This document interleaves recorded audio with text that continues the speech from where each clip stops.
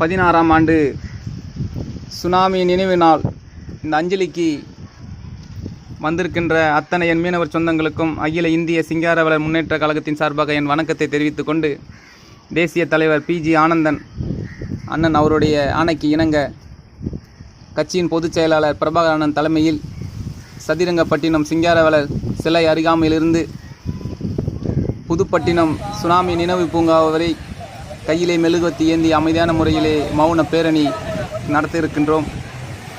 இந்த பேரணியிலே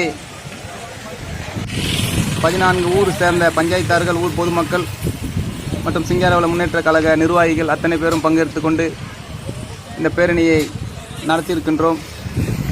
இந்த பேரணியோட ஒரு நோக்கம், நம் உறுதிமொழி எடுத்துக்கொள்ள வேண்டும். கடலும் கடல் கரையும் மீனவனுக்கே, கடல் வளங்களும் மீனவனுக்கே. கடற்கரையிலே இருக்கின்ற மீன்பிடி துறைமுகங்கள் அத்தனையும் ஆழப்படுத்தி சீரமைத்து பராமரித்து மீனவர் மக்கள் கையிலே ஒப்படைக்க வேண்டும். எண்ணில் அடங்காத என் மீனவர் சொந்தங்களை, உயிர்களை பறிகொடுத்து வருகின்றோம். அதை பாதுகாக்க வேண்டும். கடலிலே இறக்கின்ற மீனவர்களுக்கு 20 லட்சம் வழங்க வேண்டும்.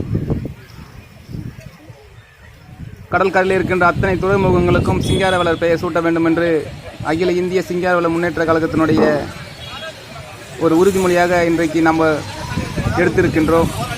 அதனால் ஒட்டுமொத்த மீனவர் சொந்தங்களும் இந்த உறுதிமொழியை எடுத்துக்கொள்ள வேண்டும் என்று உங்களை கேட்டுக்கொள்கின்றோம். அது மட்டும் இல்லாமல் மீனவர் சொந்தங்கள் நம் கொத்து கொத்தாக இழந்த இந்த சுனாமி நாளை மீனவர் சமுதாயத்துடைய கருப்பு நாளாக அங்கீகரித்து அரசு விடுமுறை அளிக்க வேண்டும். அரசு விடுமுறை அளித்து அன்றைக்கு ஒட்டுமொத்த மீனவர் சமுதாயம் நின்று அஞ்சலி செலுத்த வேண்டும் என்று உங்களை அன்போடு கேட்டுக்கொள்கின்றேன்.